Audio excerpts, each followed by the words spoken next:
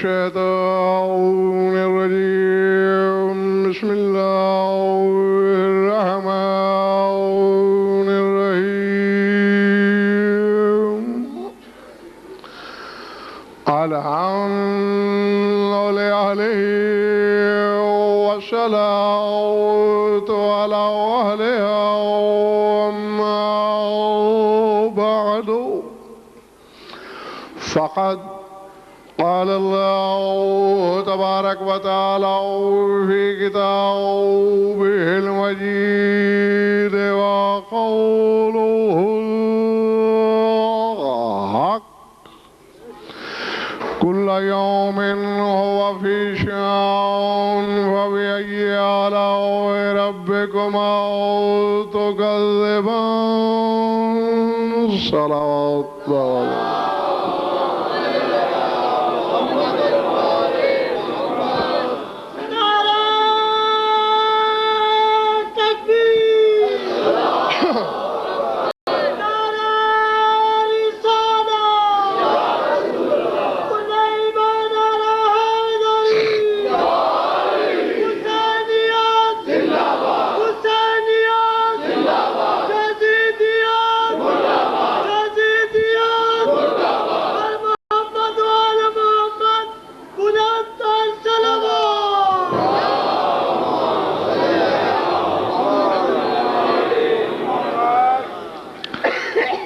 توجہ ہے، بات شروع کی جائے۔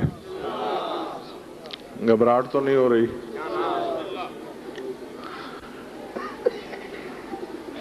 سورہ الرحمن سے آیت پڑھی ہے میں نے۔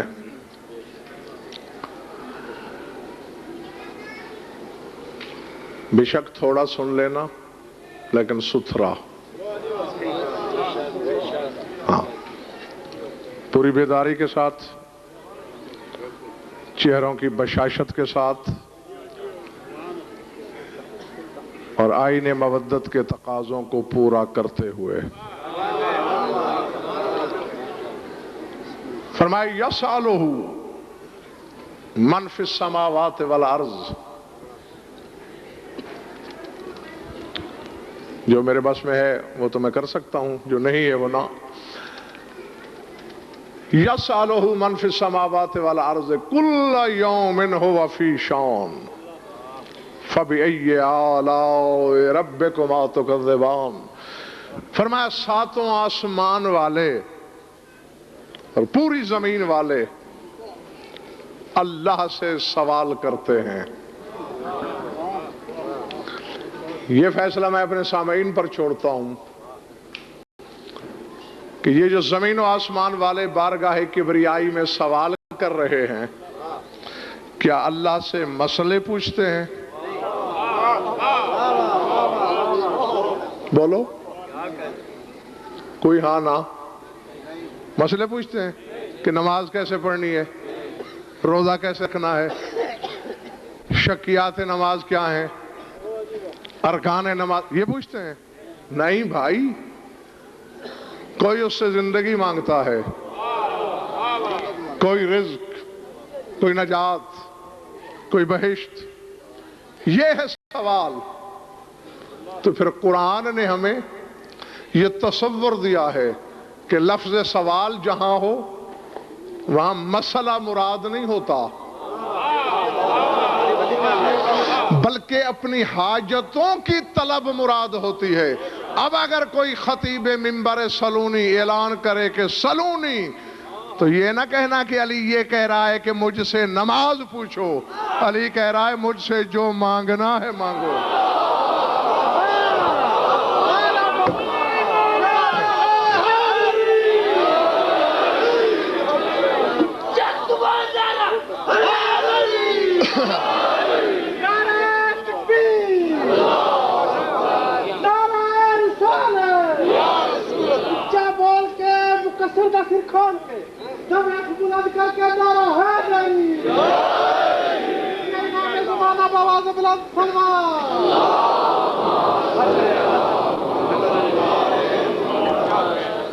گھبرا تو نہیں گئے؟ میرا لیے جملہ مترجہ تھا، ہر کوئی سوال کرتا ہے مجھ سے اور آگے کہتے ہیں وَكُلَّ يَوْمٍ هُوَ فِي شَان، میں ہر دن مخلوق کے کسی نہ کسی کام میں مشغول ہوں، مصروف ہوں. یعنی کہنا یہ چاہتا ہے خدا پنڈی والوں کہ میں معطل نہیں، ایک لمحہ بھی میں فارغ نہیں. کل یوم، ہر یوم، ہر دن، ہوا فی شان، کسی نہ کسی کام میں ہوں.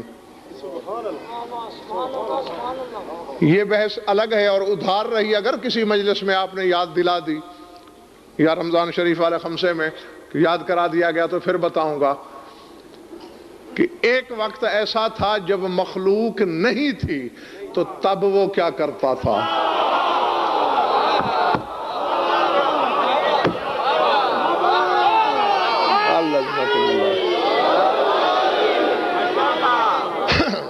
گھبرا تو نہیں رہے بھائی. کل یوم ہوا فی شان، وہ کہتے ہیں میں ہر روز کسی نہ کسی کام میں مصروف ہوں، فارغ نہیں، معطل نہیں. اور دعاؤں میں یہ جملہ آتا ہے یا من لا یشغلہ شان عن شان، اے وہ ذات جس کی صفت یہ ہے کہ اسے ایک کام دوسرے سے مشغول نہیں کرتا. ہم تو ایک وقت میں ایک کام کرتے ہیں نا، جب ہم کھا رہے ہیں پی نہیں رہے، پی رہے ہیں تو کھا نہیں رہے. لیکن اللہ کہتا ہے نہیں، یہ نہیں ہے کہ اگر میں کسی کو بیٹا دے رہا ہوں تو شفا دینے والے کو انتظار کراؤں گا، اسی لمحے شفا بھی دے رہا ہوں. مجھے ایک کام دوسرے سے نہیں روکتا. بس میری تمہید ختم، آخری بندے تک سر اٹھانا. کیا صفت ہے اس کی؟ لا یشغلہ شان عن شان، اسے ایک کام دوسرے سے نہیں روکتا، منع نہیں کرتا. صفت ہے اس کی. جاؤ علماء سے پوچھنا عالم سے، کسی سے، کسی بدبخت کے پیش نہ ہو جانا. متکلمین اور اصولیین کا متفقہ فیصلہ ہے یہ کہ کل صفت تقتضی مظہرا، اللہ کی ہر صفت کوئی نہ کوئی مظہر چاہتی ہے. اللہ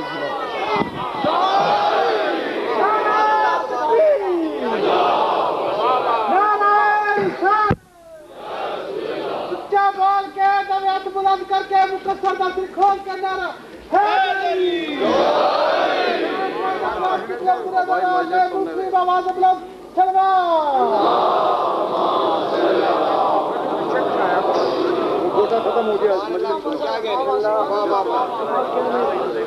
چلے تو نہیں گئے ہو؟ کیا اصول کیا ہے؟ کل صفت، ہر صفت مظہر چاہتی ہے. امتیاز مثال کے طور پر القابض صفت ہے اس کی، اس کا ایک مظہر اسرائیل ہے. الباسط صفت ہے اس کی، اس کا ایک مظہر میکائیل ہے. الخالق صفت ہے اس کی، اس کا ایک مظہر جبرائیل ہے، ایک مظہر عیسیٰ ہے. ہیں دونوں الخالق کے مظہر. جاگنا فرق ہے، الخالق کا ایک مظہر پرندہ بناتا ہے، دوسرا مظہر عیسیٰ بناتا ہے.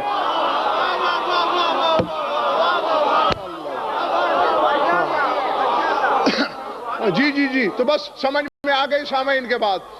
میں اپنے مقصد میں کامیاب ہو گیا، جو پیغام دینا ہے اس کے لیے میں نے روش بنا لی.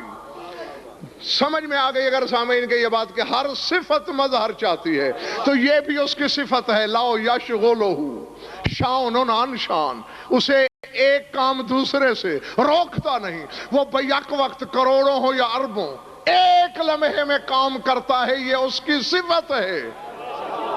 علماء سے پوچھو اس کا مظہر کون ہے؟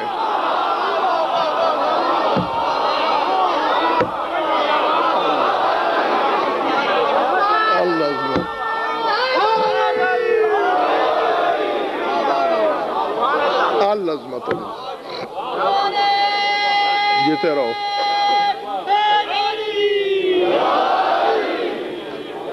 مسجد کے اندر والے گھبرائے ہوئے تو نہیں؟ اگر کوئی کہے کہ اس کا کوئی مظہر نہیں تو پھر یہ اللہ کی صفت نہیں، کیونکہ یہ تو ہو ہی نہیں سکتا کہ صفت ہو اور مظہر نہ ہو. اگر مظہر نہیں تو پھر اس کی صفت نہیں. ایک میں نے بھی ڈھونڈا ہے، اگر بھروسہ کر لو تو. بس دیکھنا میری طرف. ایک شہر ہے، شہر کے اندر ایک مکان ہے، مکان کے اندر ہی زندان ہے، زندان میں تاریک کوٹھڑی ہے، اس کوٹھڑی میں ایک عابد صبح ازل موجود ہے، اور وہ مشیت کی آنکھوں میں آنکھیں ڈال کر حالت سجدہ میں اپنے اللہ سے سرگوشیاں کرتے ہوئے کچھ بول رہا ہے. سننے والے کان نے سنا، امانت سمجھ کے تاریخ کے سپرد کیا، میں نے پڑھ لیا، ہر حلالی کی امانت سمجھتے ہوئے تمہاری جھولی میں منتقل کرنے لگا ہوں، سنبھالو گے؟ آواز آ رہی ہے اس عابد کی،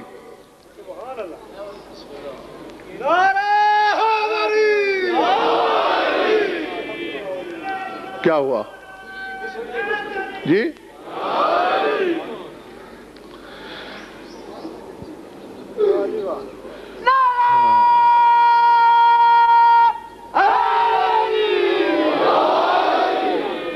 صفت کیا ہے؟ میں تمہیں کچھ نہیں کہوں گا، اپنی اداؤں پہ خود غور کرتے رہنا. میں نے کچھ نہیں کہنا. صفت کیا ہے؟ لا یشغلہ شان عن شان. اور وہ عابد دعا مانگ رہا ہے، کیا؟ الہی التوجہ الی خلقک لا یشغلنی عن التوجہ الیک یا نعیمی و جنتی و راحتی و لذتی لا یسوہ من یروک اللہ یحترقہ نور محبتک انی لاسمع اجیج الصامتین حین اناجیک وزجیج الناطقین حین انادیک وقد جعلت الخلق علی ایالی اقسمت لک صعودکا اذ استغثت بک مرتا احب الی ان اغیث خلقک الف مرت. اب پتہ نہیں کسی کو اس عابد کا چہرہ نظر آ رہا ہے یا نہیں. نشانی دیتا ہوں، عبد صالح لقب ہے اس عابد کا، عالم آل محمد کہتے ہیں اسے، نام موسیٰ ہے، لقب قاسم ہے.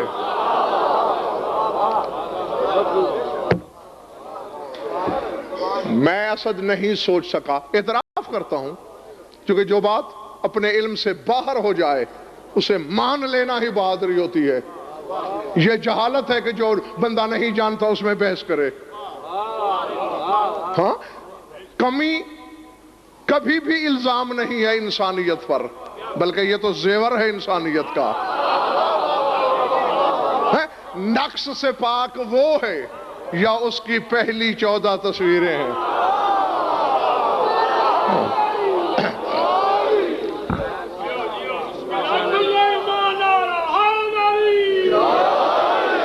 نے دیکھو،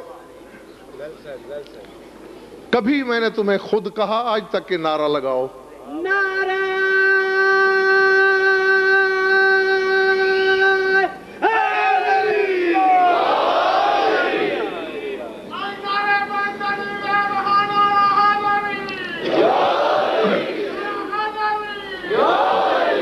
تو جب مرضی سے لگانا ہوتے ہیں تو پھر ایسا نعرہ نہ لگایا کرو کہ پڑھنے کا مزہ ہی جاتا رہے.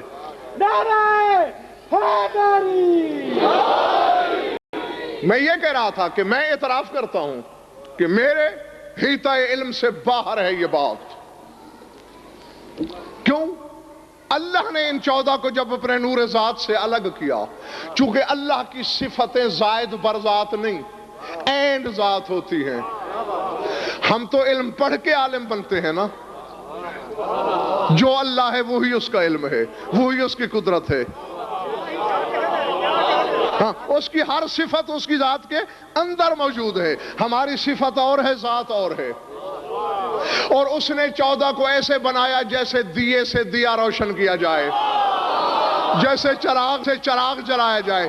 یہی وجہ ہے کہ 14 کہیں پڑھنے نہیں گئے، کیونکہ جوں ہی یہ اللہ سے الگ ہوئے اس کا علم بھی ادھر آیا. اللہ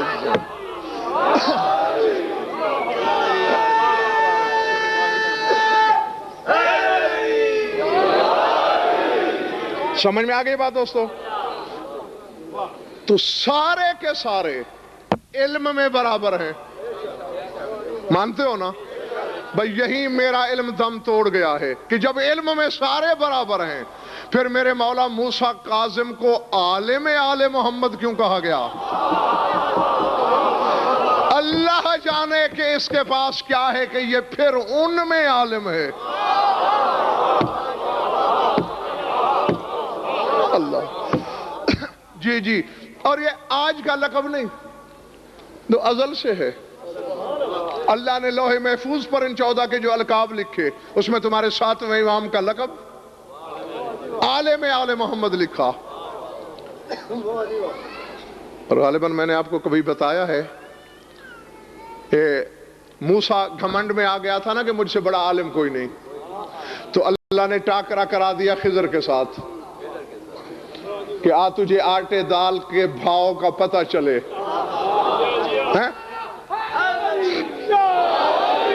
کہ ایسے عالم پڑے ہیں کہ تو جن کی شاگردی چاہے اور وہ ٹھکرا دیں. اب اللہ جانے تمہیں تھکا دیا گیا ہے یا تازہ دم ہو. کہتا قرآن ہے کہ خضر کی بارگاہ میں موسیٰ نے بار بار درخواست کی، حلت تابع کو اعلیٰ ان تعلمنی مما علمت رشدا، میں تیرے پیچھے چلتا ہوں، تیری پیروی کرتا ہوں، تیری اتباع کرتا ہوں. کیوں؟ الا ان تعلمنی، مجھے علم پڑھا دے. پڑھا دیا خضر نے. قال انک لن تستطیع معی صبرا، تجھ میں صلاحیت نہیں میرے علم کو برداشت کرنے کی.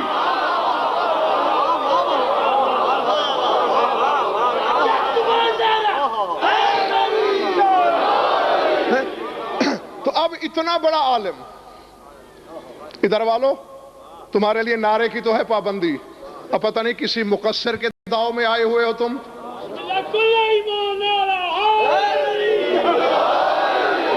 چلو شکر ہے مقصر سے تو بچے ہوئے ہو. میری طرف دیکھنا.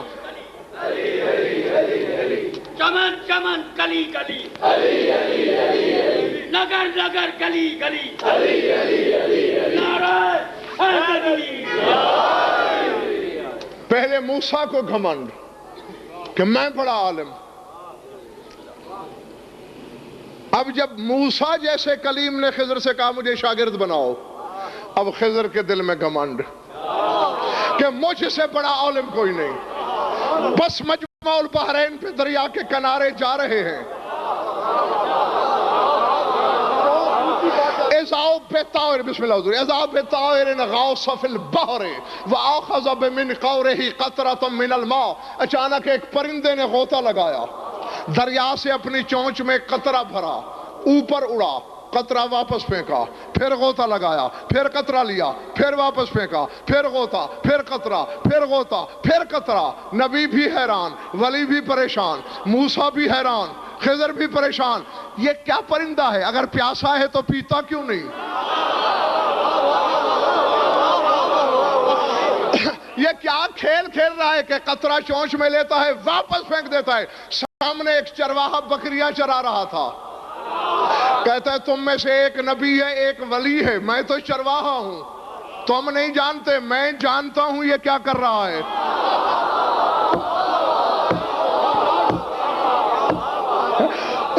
اور پنڈی والوں حیران ہونے کی ضرورت اس لیے نہیں کہ وہ چرواہے کے بھیس میں جبریل تھا.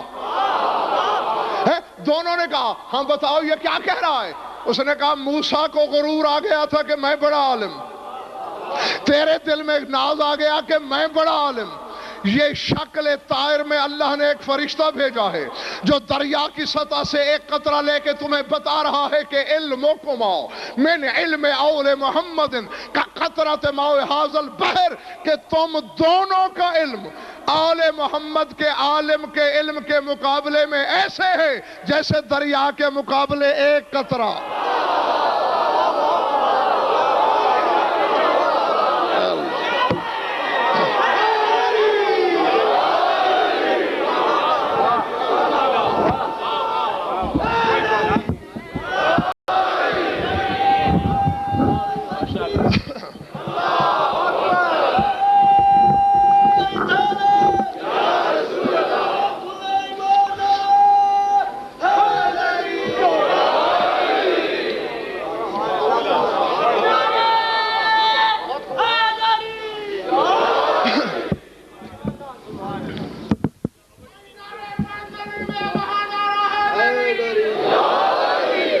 چلے تو نہیں گئے ہو؟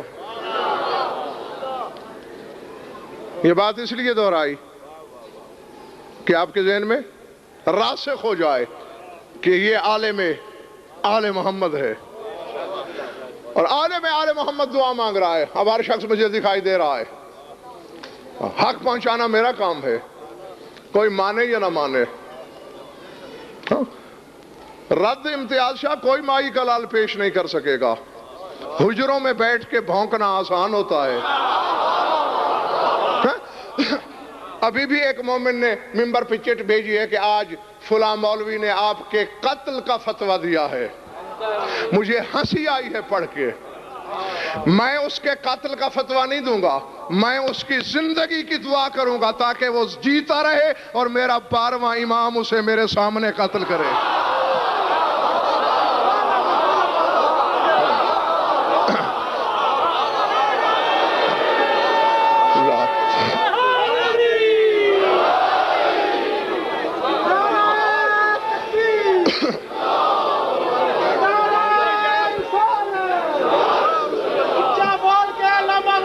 دشمنوں کا دل کھول کے دعوت بلند کر کے ڈالا۔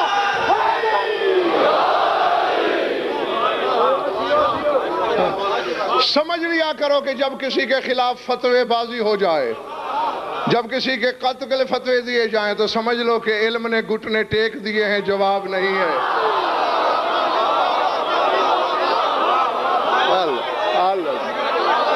جناب ہاں سر اٹھاؤ، ہاں میرے قاتل کے فتوے دیتے رہو، انسان کے بچے بن جاؤ، مولا میں شک نہ کرو۔ کیا کہہ رہا ہے عالم آل محمد؟ میں راضی ہوں تم سے، میرا مولا تم سے راضی ہو۔ فرما کیا صفت کیا تھی اللہ کی؟ لا یشغلہ شان، بھول تو نہیں گئی نا؟ ایک کام دوسرے سے نہیں روکتا۔ اور میرا مولا کیا دعا مانگ رہا ہے؟ الہی التوجہ الی خلقک لا یشغلنی ان التوجہ الیک۔ پالنے والے جس وقت میری توجہ تیری مخلوق کی طرف ہوتی ہے میں تجھ سے غافل نہیں ہوتا۔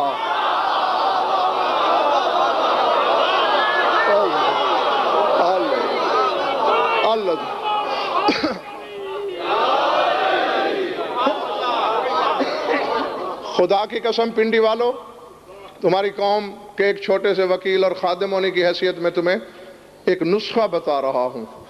مقصر کو مارنے کا آسان طریقہ یہ ہے، جس طرح اب تمہارے چہرے کھلے کھلے ہیں نا، کھلے چہروں کے ساتھ اپنے مولا کے فضائل سنا کرو، یہ خود مر جائے گا۔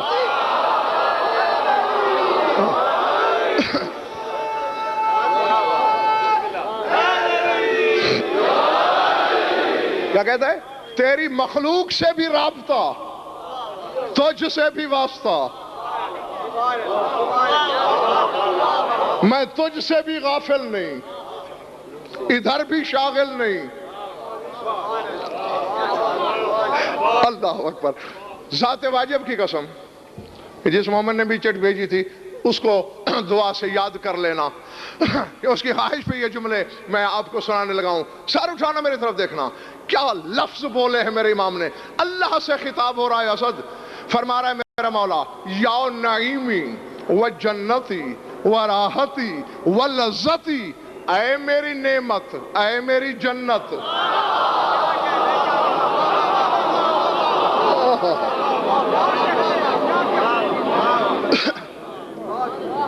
مجھے نہیں پتا کس نے کیسے سنا، کس کے سر سے گزرا، کس کے صحن دل میں اترا۔ اللہ سے کہہ رہا ہے تیرا امام، یا نعیمی آئے میری نعمت، و جنتی آئے میری جنت، یا راحتی و لذتی آئے میری راحت، آئے میری لذت۔ نا نا نا نا ایسے تو نہیں، آؤ میرے ساتھ چلو اوپر، جنت جاؤ گے تم، وہاں رہو گے نا یا باہر کھڑے رہو گے؟ رہو گے۔ آدم جنت میں تھا، دروازے کے باہر یا اندر؟ جی جی، اب یہیں سے مولوی پاگل ہو کے ہذیان پہ اتر آتے ہیں اور فتوی بازی سے کام لیتے ہیں۔ تیرا امام جو اللہ سے کہہ رہا ہے کہ تو میری جنت ہے، تو پھر ماننا پڑے گا جسے زمانہ توحید کہتا ہے وہ میرے امام کا گھر ہے۔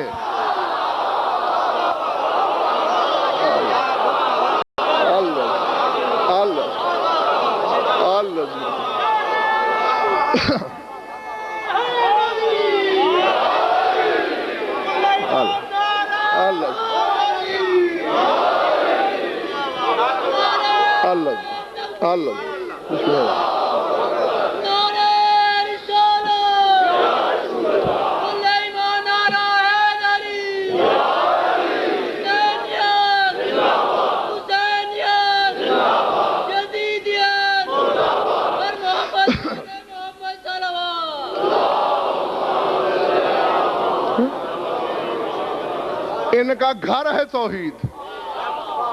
نہیں ممکن ہے کوئی ذہن میں سوچ رہا ہو یہ عقیدہ ہے تمہارا؟ کچھ نہیں تھا، یہ تھے۔ ہے عقیدہ؟ ادھر والو، پیچھے والو، ادھر والو، مانتے ہو کچھ نہیں تھا؟ زمین تھی، ہوا، فضا، خلا، سما، سدرۃ المنتہا، عرش اولا، کوئی مکان، کوئی زمان، کوئی شے نہیں۔ نہ مکان، نہ زمان، نہ جگہ، یہ کہاں رہتے تھے؟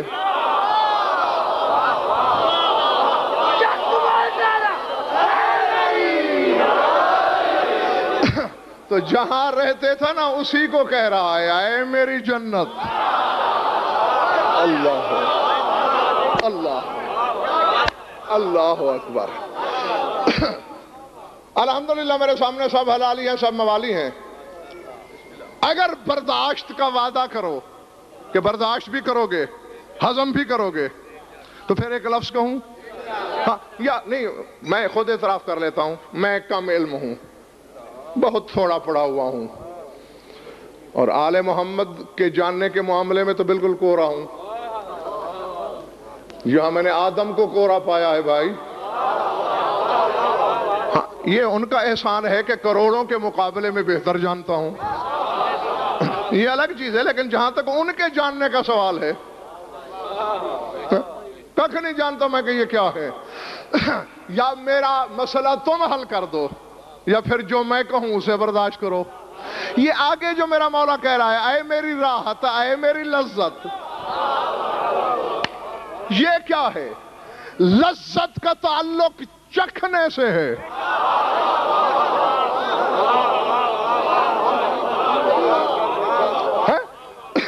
بھائی بڑی لذیذ نیاز ہے، کچھ اور لاؤ۔ بھائی بڑا بے لذت کھانا ہے، واپس لے جاؤ۔ یعنی زبان اور ذائقے سے تعلق ہے نا لذت کا؟ یا مجھے پاگل سمجھ کے مجھ پہ سنگ باری کرو، مجھے پتھر مارو، ورنہ پھر میں ہر مقصر منکر کے باپ کے گلے پہ بھی پاؤں رکھ کے یہ اعلان کروں گا کہ حرام زادو، تم ان کو سوچو گے جن کے ذائقے کا نام توحید ہے۔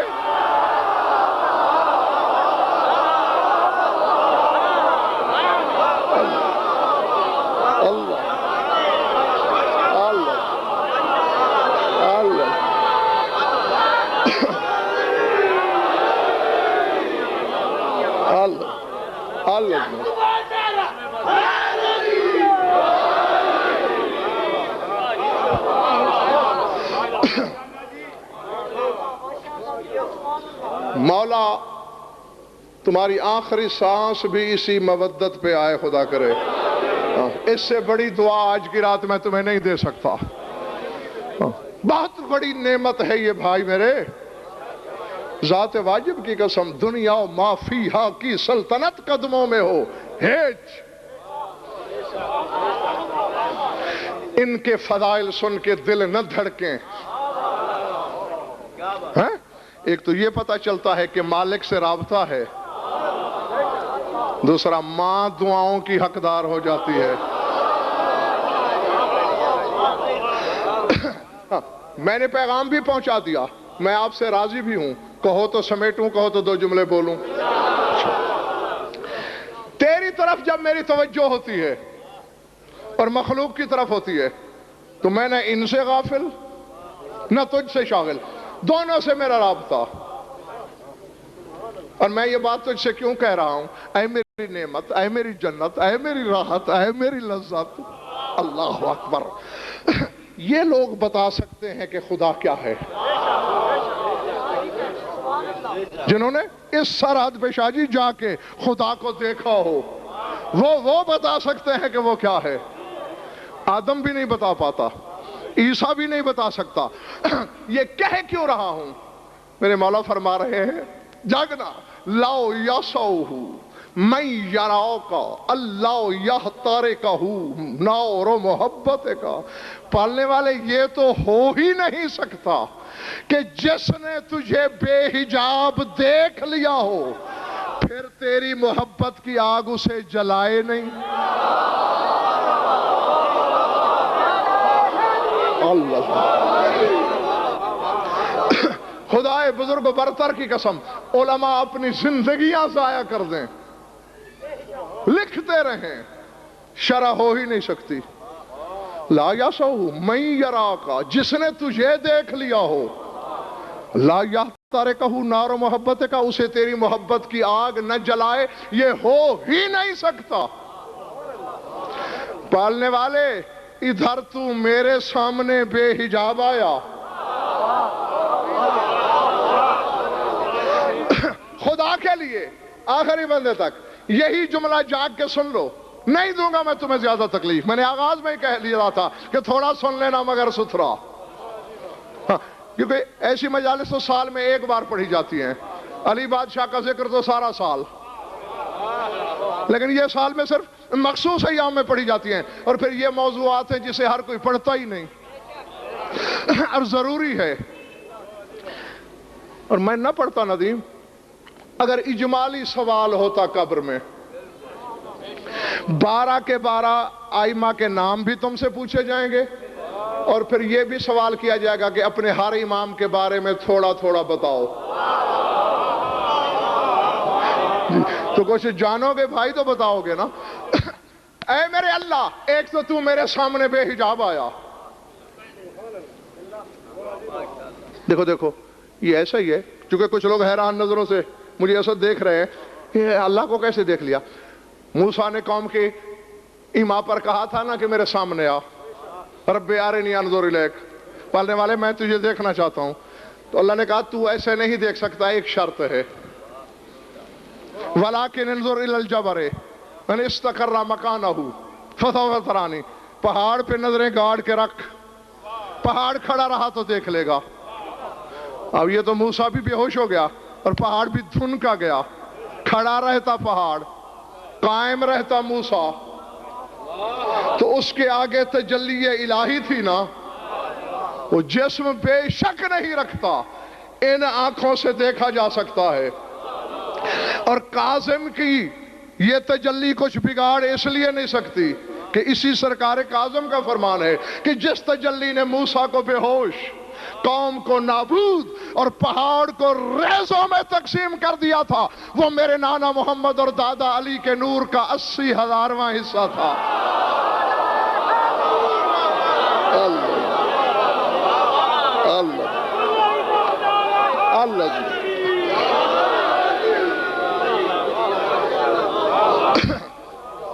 تو یہ تجلی چونکہ ان کی اپنی ہے, تو اس تجلی کے بعد جو تجلی ہے اسے یہ دیکھ لیتے ہیں. ان آنکھوں سے نہیں جیتے رہو، دل کی آنکھوں سے. گھبرا تو نہیں گئے؟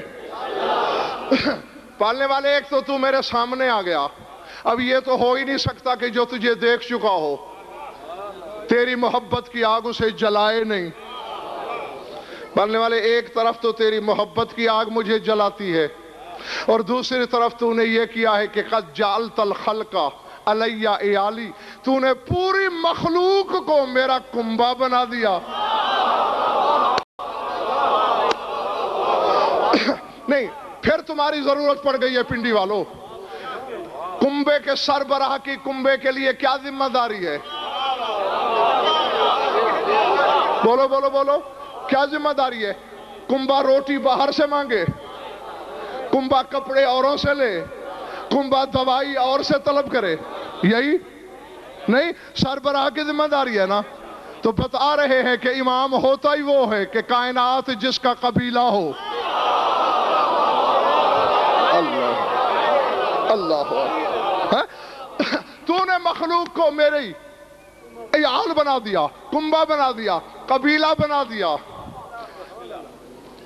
انسانوں کو نہیں کہا قد جعلت الخلق، پوری مخلوق کا تو نے میرا قبیلہ بنا دیا. اب ادھر تیری مخلوق مجھ سے سوال کرتی ہے،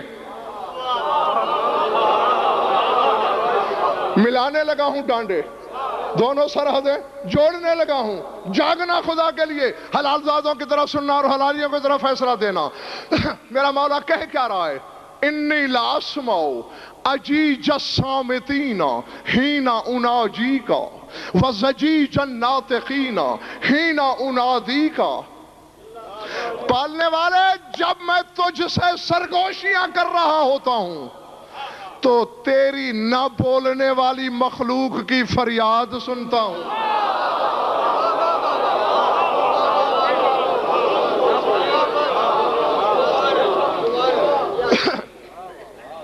سر سے تو نہیں گزری؟ نہیں، تھوڑی سی تشریح کی ضرورت ہے، ایک منٹ کی تشریح. اجیج الصامتین، صامت کی جمع صامتین، صامت نہ بولنے والے، ناطق بولنے والے. اور مولا فرما کیا رہے ہیں؟ انی لاسمع اجیج الصامتین، میں صامتین کی فریاد سنتا ہوں. کب؟ ہینا اناجی کا، تجھ سے سرگوشی کر رہا ہوتا ہوں. سرگوشی میں پوری توجہ اس کی طرف مبذول ہوتی ہے جس سے سرگوشی ہو رہی ہو. اسد اگر امتیاز شاہ سے سرگوشی کرے اور میں آہستہ سے کچھ کہوں، اس کے فرشتوں کو بھی پتہ نہیں ہوگا کہ غضنفر نے کیا کہا، کیونکہ خود سرگوشی کر رہا ہے. یہ کیا ہے؟ اس کا اقتدار کیا ہے؟ اللہ سے سرگوشیاں کر رہا ہے، مخلوق کی سرگوشیاں سن رہا ہے. اور نہیں، یہ سرگوشی کا لفظ بھی چونکہ اردو کا دامن تنگ ہے اس لیے میں استعمال کر رہا ہوں. ورنہ مولا کہہ رہے ہیں اجیج الصامتین، صامت تو انہیں کہتے ہیں جو بول ہی نہ سکیں. تیری جو مخلوق نہیں بول سکتی، میں ان کی فریاد سنتا ہوں. جیسے کہ میدان خندق میں دریائے دجلہ سے مچھلی کی فریاد علی نے سنی. اللہ، سمجھ میں آ گئی بات دوستو یا نہیں؟ سنی نا. اور مچھلی صرف صامت ہی نہیں بلکہ صامتین میں پھر گنگی شے ہے. مجھے یاد ہے اسی منبر سے میں تمہیں بتا چکا ہوں کہ کلام کا تعلق پھیپھڑے سے ہے، پھیپھڑے سے کلام نکلتا ہے اور مچھلی میں پھیپھڑا نہیں ہوتا. اس لیے یہ صامتین میں پھر گنگی ہے، نہیں بول سکتی تو دل میں فریاد کی ہوگی نا. ہزاروں میلوں کے فاصلوں پہ دشمن سے لڑتے ہوئے ہتھیاروں کی جھنکار میں جس نے اس کی سرگوشی سنی.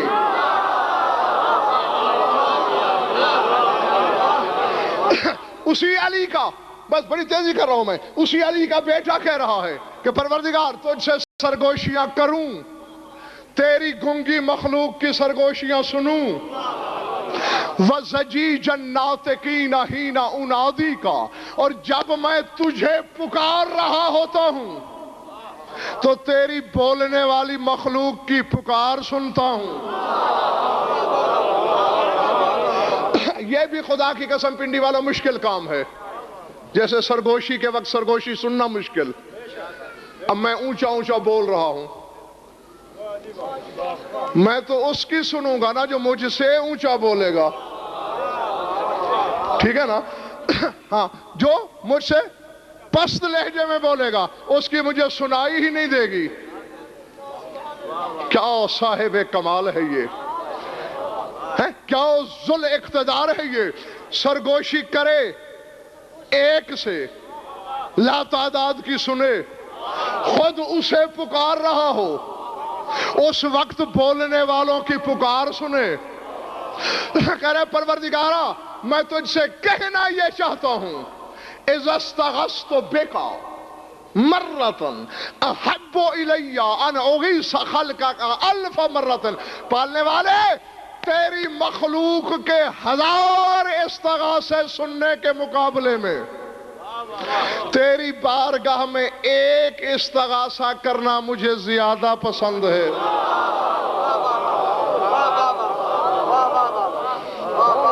سمجھ میں آ گئی ہے کچھ؟ جی، کرتا اس لیے ہوں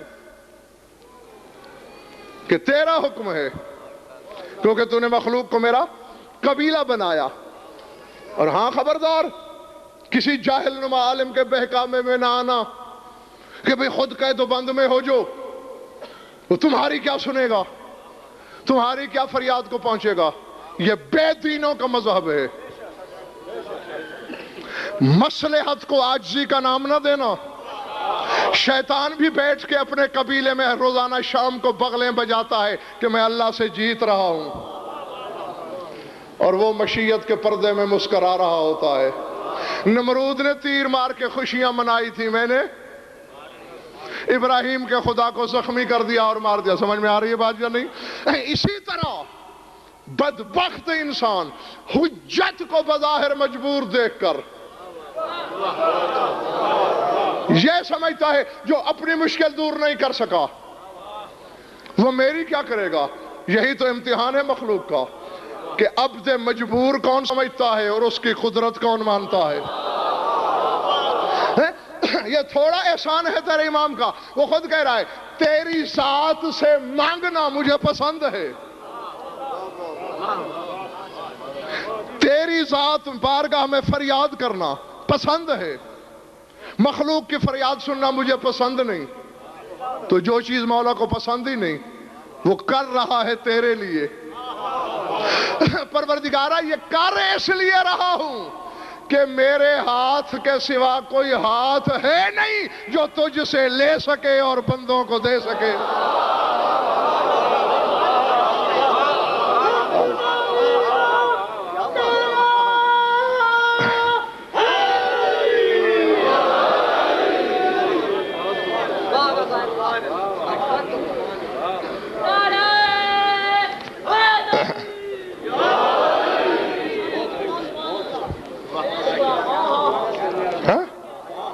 فرمایا میرے ہاتھ کے سوا کسی ہاتھ میں یہ صلاحیت ہی نہیں، یہ توفیق ہی نہیں کہ تجھ سے لے مخلوق کو دے۔ یہ تو وہی کر سکتا ہے جو خالق و مخلوق کے مابین برزخ ہو، کچھ مخلوق جیسا ہو کچھ اس جیسا ہو۔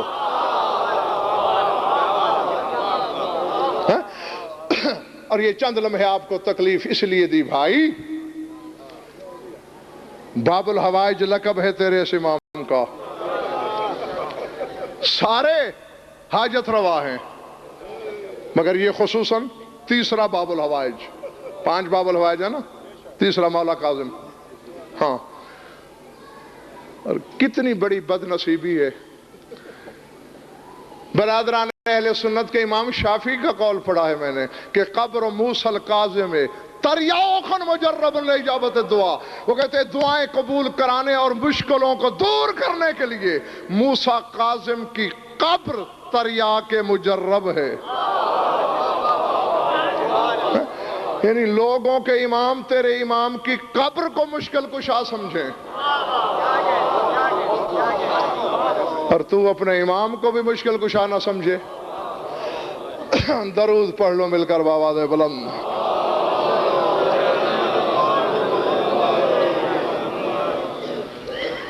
کچھ پلے پڑا یا وقت ضائع ہوا؟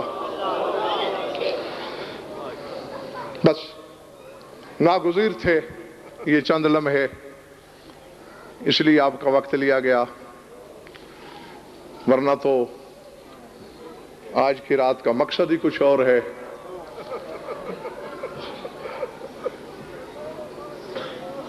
بس یہ سمجھ کے چند فقرے سن لینا کہ اگلے سال وہی روئے گا جو رہے گا. آج کا رونا اس کا ہے جو ہے. بطول کا ہر بیٹا اپنے اپنے زمانے میں مظلومیت کی یادگار ہے. جس کو بھی دیکھ لو اور پھر جس کو آج رونے آئے ہو، اس کا حق اس لیے بھی زیادہ بنتا ہے رونا کہ جب اسے رونے کی ضرورت پیش آئی تو اس پہ رونے والا کوئی تھا نہیں.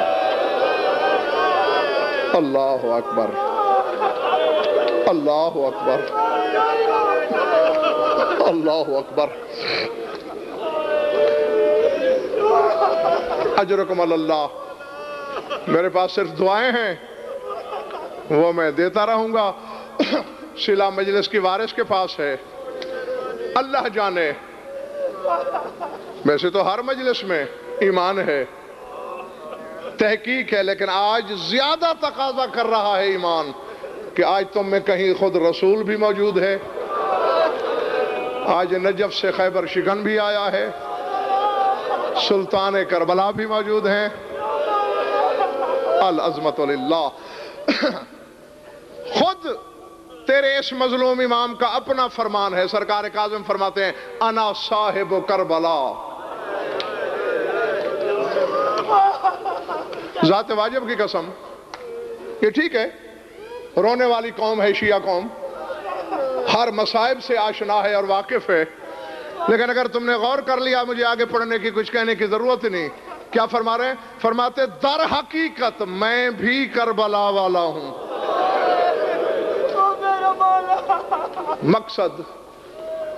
مقصد یہ ہے میرے مولا کا کہ جو جو ظلم کربلا والے پہ ہوئے،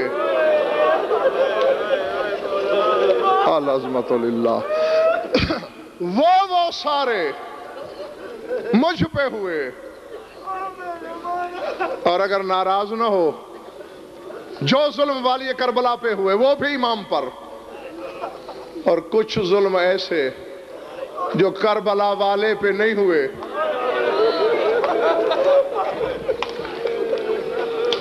اپنے آپ کو سنبھالو، چند لمحے خدا کے لیے اپنے آپ کو سنبھالو تاکہ میں دو جملے کہہ سکوں. پہلے مجھے مومنین کے دلوں کی نرمی سے ڈر لگتا ہے، کیونکہ بات ادھوری رہی تو شام والی کے دل میں حسرت رہے گی، اور تم اگر وقت سے پہلے بے تاب ہو گئے تو پھر مجھے بات ادھوری چھوڑ کے ممبر خالی کرنا پڑ جائے گا. دیکھنا میری طرف، کچھ کام کربلا والے کے ساتھ ہوئے اس کی شہادت کے بعد، اور وہی کام ہوئے قاسم کی زندگی میں.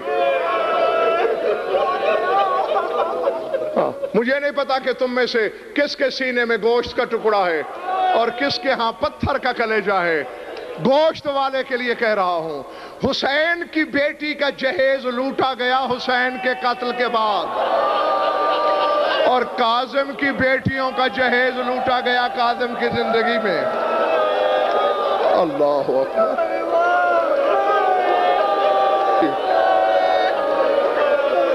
اللہ اکبر، اللہ اکبر. العظمت للہ.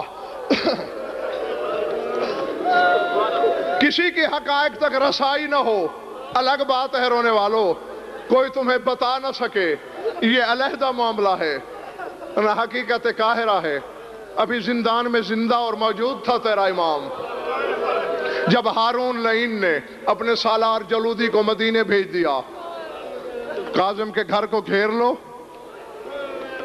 میری زبان جل جائے۔ یقیناً یہ تو ہو ہی نہیں سکتا کہ رونے والے کے دل پہ چوٹ نہ پڑے گی، مجھے معاف کر دینا۔ چھپا اس لیے نہیں سکتا کہ ظالم کے ظلم کا اظہار ہو۔ زمانہ کہتا ہے کہ تم تڑپ کے ان کے دشمنوں پہ لعنتیں کرتے ہو، خدا کی قسم لعنت سے بھی ہمارا کلیجہ ٹھنڈا نہیں ہوتا۔ حرامزادے نے کہا کاظم کے دروازے پہ چلے جاؤ، نہ اجازت کی ضرورت ہے۔ اب کوشش کرو میرے اشارے سمجھ لو۔ اللہ اکبر۔ جی جی جی جی، اجازت کی کوئی ضرورت نہیں، بلکہ ابھی بھی سیدو غیر سیدو، میں تمہارے ڈر کی وجہ سے ابھی بھی بات پوری نہیں کر رہا۔ کہہ دوں وہی جملہ جو کتابوں میں ہے۔ نابکار نے کہا نہ اجازت کی ضرورت ہے، نہ پردہ کہنے کی ضرورت ہے، اندر چلے جانا، جو ملے سارا لوٹ لینا، سوائے بدن کے کپڑوں کے اور کچھ نہیں چھوڑنا۔ پڑھ کتابیں، نہیں ہے میری بات پہ بھروسہ لاکھ قرآن میرے سر پہ رکھ۔ تیرا 8واں امام ماؤں میں بہنوں میں اپنے حرم میں موجود ہے۔ مدینے کی گلیاں گھوڑے کی ٹاپوں سے گونج اٹھی، تڑپ کے اٹھا میرا امام۔ قوم والی مخدومہ نے پوچھا کہاں جا رہے ہو؟ کہا تمہارا پردہ بچانے۔ دوڑ کے میرا امام دروازے پہ آیا، جلودی فوجوں کے ساتھ گھر کو گھیر چکا تھا۔ ہٹ جاؤ آگے، ہم نے گھر لوٹنا ہے۔ زمانہ کہتا ہے روتے کیوں ہو، ہم مر بھی جائیں تو حق ادا نہیں ہوتا۔ جلودی جیسا 2 ٹکے کا حرام زادہ کجا اور سلطان مشہد کجا؟ میرا مولا منت کر رہا ہے، حیا کر یہ رسول کا گھر ہے، حیا کر اندر رسول کی بیٹیاں بیٹھی۔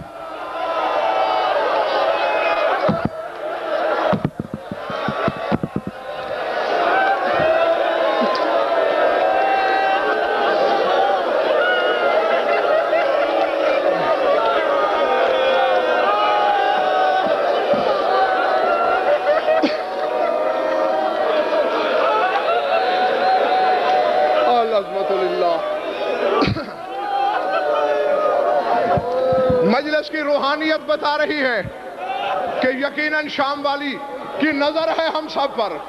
بی بی تیری اجازت ہے جملہ کہنے لگا ہوں۔ رضا منت کر رہا ہے، حیا کر، اندر رسول کی بیٹیاں ہیں۔ نہیں رضا، بادشاہ کا حکم ہے، میں نے گھر لوٹنا ہے۔ فکرہ سن لو اور پھر روتے رہو۔ رضا کہتا ہے گھر لوٹنا ہے نا، میں خود جا کے اندر جو بھی ہے زیور، کپڑے، پارچات سارا تیرے حوالے کر دوں گا۔ یہ ظالم کہتا ہے اگر تو نے کچھ چھوڑ دیا، کیونکہ ہارون نے کہا سوائے بدن کے کپڑوں کے کچھ نہیں چھوڑنا۔ کہا مجھے نانا کے مزار کی قسم، سوائے بدن کے کپڑوں کے کچھ نہیں چھوڑوں گا۔ رضا اندر آیا، ماؤں کے زیور اتار رہا ہے، بہن کے گوشوارے اتار رہا ہے، اور سجاد کی قبر کی طرف دیکھ کر کہہ رہا ہے آ سجاد دیکھ، تیری بہن کا جہیز شمر نے لوٹا، میں وہ بدنصیب ہوں بہنوں کے در خود۔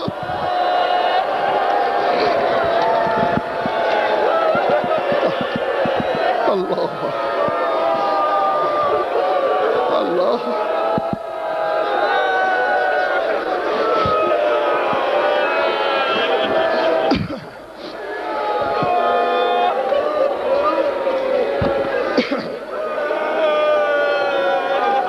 ہو چکا پرسا، بہت رو چکے تم، تمہارا امتحان لینا مقصود نہیں، نہ ہی تمہارے دلوں کے نزاکت سے مجھے دشمنی ہے. کل بھی کہا تھا میں نے کہ میں نے کبھی مومنین کا ضبط نہیں آزمایا، لیکن چونکہ شام والی آخری پرسے کے لیے بیٹھی ہے. ہاں ایک آدھ جملہ، دو فکریں سن لو، چھوڑ رہا ہوں، ہو گیا. پہلی مثال، حسین کی ایک بیٹی کا جہیز، اور وہ بھی حسین کے مرنے کے بعد. اللہ اکبر. کاظم کی 17 بیٹیوں کا جہیز، اور وہ بھی میرے مولا کاظم کی زندگی میں. یہ علم کا پھریرا میں نے اس لیے ہاتھ میں لیا کہ اگر میں اپنی طرف سے کہوں تو کاظم کی دکھی شہادت کے صدقے مجھ پر یہی عذاب گر جائے. یہ علم کو ضامن بنا کے کہہ رہا ہوں، اگر جگر پھٹ جائے تو پھر مجھے معاف کر دینا. حسین کی لاش پامال ہوئی مرنے کے بعد، کاظم پامال ہوا زندگی میں. اب اس سے زیادہ میں تمہیں کچھ نہیں بتا سکوں گا. ابھی تیرا امام زندہ تھا. اللہ اکبر، اللہ اکبر، اللہ اکبر. فرق ہے. کرو گے برداشت؟ سنو گے؟ کربلا والے کو پامال کیا گھوڑوں نے. میرا مولا میں کیسے پڑھوں؟ مجھے حوصلہ دے کہنے کا، ان کو ضبط دے سننے کا. حسین کو پامال کیا گھوڑوں نے، اور اس مظلوم کو پامال کیا انسانوں نے. اس سے آگے میں نہیں کہہ سکتا. بس ختم کر دیا، چھوڑنے لگا ہوں میں منبر. اب تصور کرو، زندان کو تصور میں لاؤ. تمہارا کیا خیال ہے؟ کوئی کھلا کمرہ تھا؟ یہ تو ذاکر بھی بتاتے ہیں تمہیں سیکھیں تھیں، اور پوری عالمانہ ذمہ داری کے ساتھ کہہ رہا ہوں بلا تشبیہ، یہ تھا فاصلہ سیکھوں کا. بس اتنا، یعنی تھوڑی سی بے احتیاطی ہو جائے تو یہ سیکھیں بدن چوم لیں. تھوڑا سا پہلو ادھر زیادہ ہو جائے تو یہ سیکھیں بدن چوم لیں. اب تمہارے تصور پر ہے. پنڈی والوں، جس کو زہر مل جائے وہ تڑپتا تو ہے نا. اب اللہ جانے میں کیا کہوں گا، اللہ جانے تم کیا سمجھو گے. بطول کے بیٹے کو زہر ملا، کبھی تڑپ کے ان سیخوں پہ گرتا ہے، کبھی تڑپ کے ان سیخوں پہ گرتا ہے. کچھ بدن کا حصہ ان سیخوں پر. اللہ سبحانہ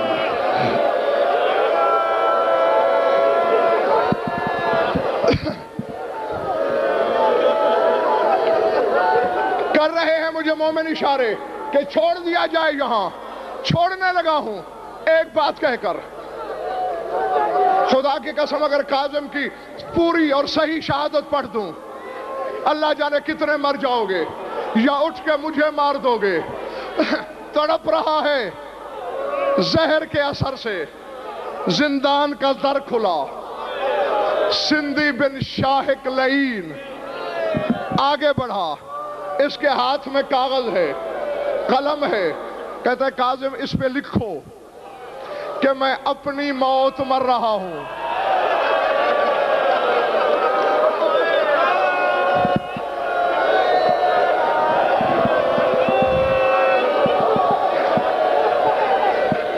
لکھ کر دو کہ میں طبعی موت مر رہا ہوں. میرے مولا نے زخمی نگاہوں سے دیکھ کر فرمایا، ظالم تجھے حیا نہیں آتی؟ زہر دے کر حجت خدا سے جھوٹ لکھوائے گا؟ میں نہیں لکھتا. کوشش کرنا اشارے سمجھو. بس بہت جلدی میں سٹیج چھوڑنے لگا ہوں. یہ کہتا ہے میں لکھواؤں گا. مولا فرماتے جھوٹ ہے، نہیں لکھوں گا، میں ظلم کروں گا. ٹھنڈی سانس لے کے کہا میں صبر کروں گا.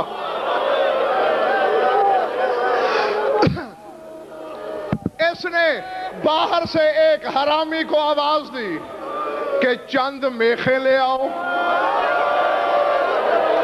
اور ایک ہتھوڑا لے آؤ.